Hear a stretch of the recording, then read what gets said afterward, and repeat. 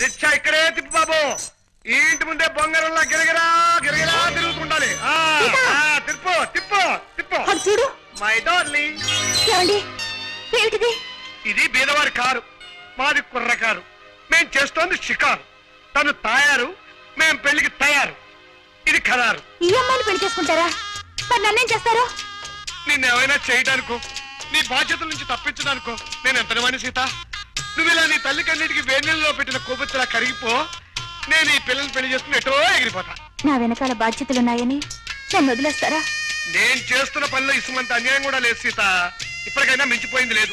నీ బాధ్యతలన్నీ దించేసుకుని ఆ ఇంటితో నీ బంధాన్ని తెంచేసుకుని నాతో వచ్చేస్తానంటే ఈ పిల్లల్ని పంపించేస్తా.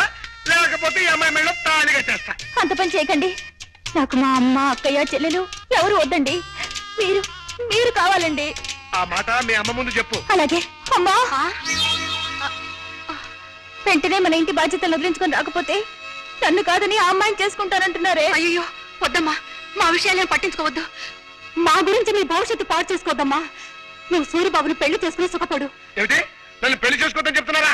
లేదు బాబు, చేసుకోమంటున్నాను. కాస్త గట్టిగా చెప్పండి. అలా మీలో మీరే కొనుక్కుంటారే. వెంటనే మా సీతని పెళ్లి చేసుకో బాబు. అది అలా రండి దారికి. మా సీతను పెళ్లి చేసుకో బాబు అని ఇప్పుడు మీరు అరిచిన అరుపు చుట్టుపక్కల 6 మైళ్ళ దూరం వినపడింది. వాళ్ళే నాకు సాక్షులు. ఇదిగోనమ్మా 50 రూపాయలు. చాలా థ్యాంక్స్. డ్రామా ఆర్టిస్ట్ ఇప్పటికి 16 గంపలు కూల్చింది.